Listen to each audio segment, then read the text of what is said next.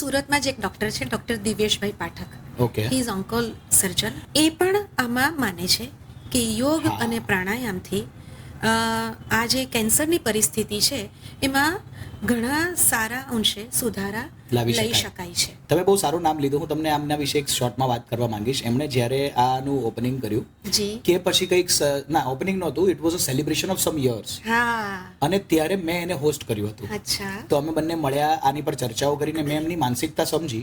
હા. એ ખરેખર બહુ અદ્ભુત રીતે કામ કરી રહ્યા જબરદસ્ત છે. છે. તમે તો ચલો આયુર્વેદિક ડોક્ટર છો ને તમને વિશ્વાસ છે, હા. એ તો સીધી વાત છે કે તમે આખી જિંદગી એના પર જ ભણતર કર્યું તો તમને તો હોવો જ જોઈએ. હા, હા. પણ એ આવી મતલબ અત્યારની ટેકનોલોજીની સાથે હોવા છતાં એમણે પણ આ વાત પર વિશ્વાસ પૂરો છે કે જો આપણે આયુર્વેદિક પદ્ધતિઓ અપનાવવામાં આવે અને એ જીવનશૈલી એવી કરવામાં આવે કે Yes. જેનાથી એમને સુધારો થાય. અને એમણે મેં જોયા ત્યાં મેં મારી નજરની સામે હજારો લોકોને બેઠેલા જોયા છે જે ત્યાં બેઠા હતા એવું કહેતા કે અમને બધાને ડોક્ટર સાહેબે કેન્સર મટાડ્યું છે. હા. અને એમણે કીધું કે આનું કારણ મારી એ નથી, એ નથી. લોકોની લાઈફસ્ટાઈલ છે જે અમે કરી છે.